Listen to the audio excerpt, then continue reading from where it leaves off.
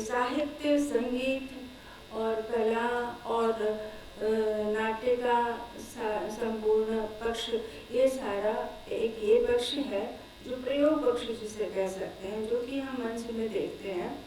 फिर इससे ऊपर बढ़ते हैं तो इसका सार्वभौम तत्वों से इसका सामंजस्य, इस रासलीला के प्रत्येक लीला का सामंजस्य सार्वभौम तत्वों से भी है। और फिर उससे ऊपर जाते हैं तो फिर वो इसलिए है क्योंकि उसका दार्शनिक हर एक लीला का एक दार्शनिक पक्ष। और जब इन सब से हम को समझते हैं तब हम इन लीलाओं का आध्यात्मिक पक्ष समझते हैं। आध्यात्मिक इनका स्वरूप क्या है, तब हम उसे समझ पाते हैं। और ये साधना वहाँ के बड़े बड़े रसिकों के साथ बैठ करके उनके साथ साधना करने से ही मिलती है। ये ऐसे ही मतलब ईश्वर की कृपा से मिलता है। कहते हैं वृंदावन में या ब्रज में प्रवेश ही बिना ठाकुर की या बिना प्रिया जी की इच्छा के नहीं होता है। ऐसे ही रासलीला में भी प्रवेश, उसके असली स्वरूप में प्रवेश बिना प्रिया जी की कृपा के बिना नहीं होता। प्रिया जी क्यों? प्रिया जी यानी राधा जी क्यों? क्योंकि राधा और कृष्ण यहाँ पर दो ऐसे पक्ष हैं। कृष्ण जो है वो कूटस्थ ब्रह्म है जिसमें रसानाम समूह है, जो कि संपूर्ण रसों का ये है। और उनसे प्रेम कैसे किया जाए, उसकी तहजीब, उन्हें कैसे समझा जाए, उन्हें कैसे प्रेम किया जाए, उसकी तहजीब जो सिखाने की जो प्रक्रिया है वो है राधा, यानी प्रेम स्वरूप राधा है। और ये जो हमारी जो सभी सखियां हैं, सहचरी हैं, ये सभी उस प्रेम को और अधिक ये बनाने के लिए और अधिक प्रभावी बनाने के लिए इन सखियों का ये है, ये आयोजन करती है, ये बताती है, ये सबसे संपर्क कर करके बताती है कि देखो आपको अगर पात्र बनना है तो प्रिया जी के दरवाजे जाना है, और अगर तब ठाकुर जी की रासलीला के आपको दर्शन हो पाएंगे। तो ये विषय के मूलतः पांचों पक्षों को समझने के लिए वहाँ के धर्माचार्यों, रसिकों और ग्रंथों के गूढ़ार्थ समझने की जरूरत है। यहाँ इतना समय नहीं है कि मैं उन सबका संक्षिप्त परिचय भी दे सकूँ। विषय का संकोच के कारण से कुछ प्रमुख बातें ही मैं यहाँ कह रही हूँ। इसके प्रमुख पांच पक्ष: पहला धार्मिक स्वरूप, दूसरा इसका दार्शनिक स्वरूप, तीसरा सार्वभौम तत्वों को समाहित करने वाला स्वरूप, चौथा रसास्वादन तथा रस निष्पत्ति के सिद्धांत को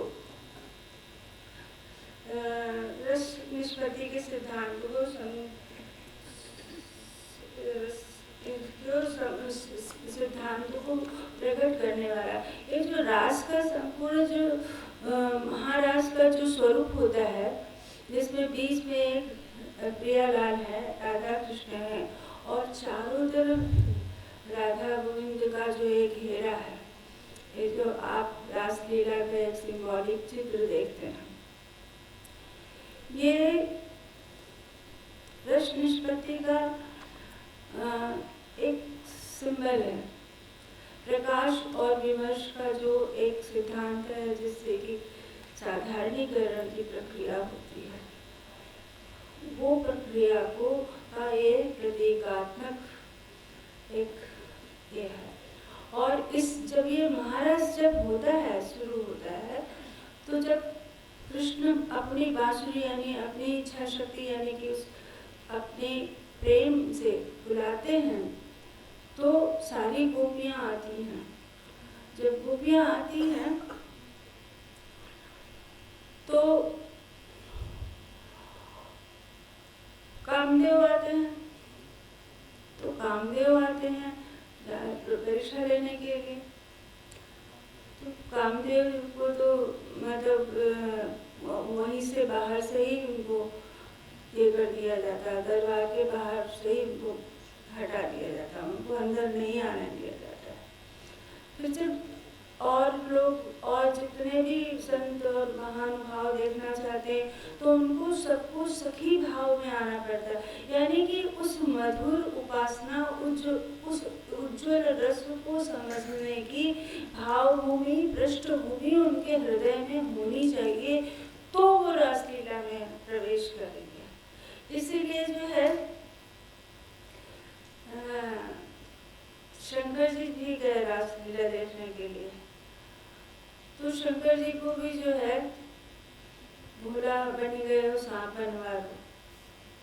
तो शंकर जी थे वो गोपेश्वर महादेव गोपी स्वरूप में बन करके अंदर गए, उनको जो है सहचरी भाव, इसीलिए सहचरी भाव यानी कि मधुर सहचरी यहाँ पर ये है कि वो सखी जो अपनी जो प्रिया है, अपनी जो सखी राधा है, उसके प्रियतम से पति का भाव नहीं रखती, उससे कुछ चाह नहीं रखती, पर किया है न वो सुकिया है, वो उसकी सहचरी है, यानी कि वो उसके रसोद्वेलन में और अधिक रस बढ़ाने वाली स्थिति उत्पन्न करने की वजह से ये सहचरी भाव, विशेष रूप से जो मधुरोपासक वृंदावन के जितने सिद्धांत को मानने वाले रसिक हैं, वो सभी सहचरी भाव वो भी ये करते हैं। जैसे कि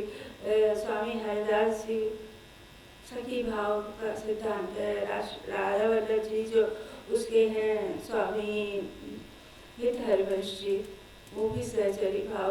वल्लभाचार्य जी का जो वल्लभ संप्रदाय का जो सिद्धांत है वो पुष्टि मार्गी, उसमें सखा भाव की प्रधानता, उसमें जो है ठाकुर को सखा मानते हैं और उसमें मधुरोपासना है, वहाँ सखा भाव की उपासना है। तो इस तरह से हर ब्रज के हर संप्रदाय में अलग अलग भावों की उससे वो आधार बना करके, और निम्बार्क संप्रदाय जो है घमंडी देव जी का, वो भी सखी भाव से ही ये है।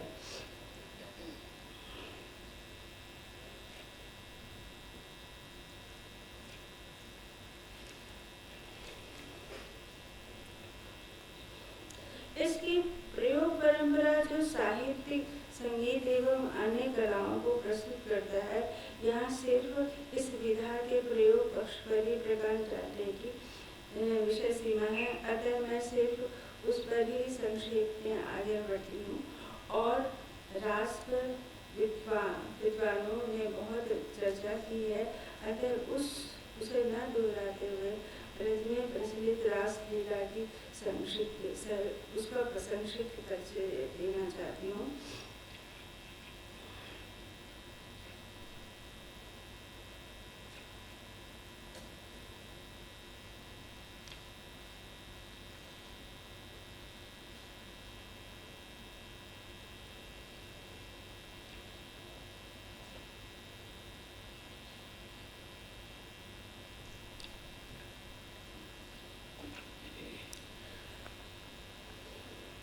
रासलीला की संपूर्ण परंपराओं को समेटते हुए लोक साहित्य के अध्येता डॉक्टर श्याम परमार इस संदर्भ में कहते हैं कि रासलीला प्रचलित अर्थ में श्री कृष्ण चरित्र से संबंधित नृत्य अभिनयात्मक विविध लीलाओं का द्योतक शब्द है। नृत्य तथा आंशिक रूप से संवादों एवं प्रधान रूप से संगीत का इसमें प्रसार है। अतएव रासलीला कतिपय नृत्य के तत्वों से अनुप्राणित होकर के लोकग्राही रूप में खुले रंगमंच पर ये नाट्य की संपत्ति है। नंददास की ग्रंथावली में भी ब्रजरत्न दास ने ब्रज की भूमिका में लिखा है, इस प्रकार की कृष्ण की लीलाओं में गोवर्धन लीला, गोचारण लीला आदि इसी प्रकार की एक रासलीला भी है, जिसमें कि भगवान श्री कृष्ण ने शारदीय शरद पूर्णिमा में गोपियों के साथ लेकर नृत्य गान तथा क्रीड़ा की थी।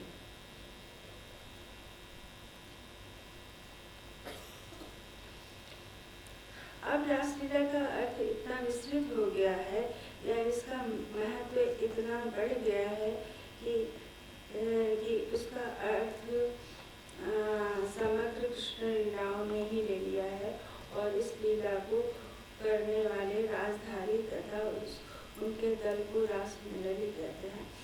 तो जो रासलीला है उसके एक तरह से ब्रज में दो तरह के अर्थ है। एक तो जो रास लीला उसे महारास कहते हैं, जो शरद पूर्णिमा में होता है, जिसमें कि गोलाई में बद्ध होकर उसका स्वरूप भी देखिए, ये तो है ही है, उसके साथ वो बुरे में बुरा है, यानी कि कल भी था, अनाथ चक्र की तरह वो हमेशा चलता ही रहता है। महारास की जो रासलीला है वो कल भी थी, आज भी है और कल भी रहेगी। इसीलिए ब्रज में एक रास का पद है, आज गोपाल रास रस खेलत। जितने भक्तों ने पद लिखे हैं उसमें सब में आज गोपाल रास रस खेलत, पूर्ण कल्प तरुवीर रे सजनी।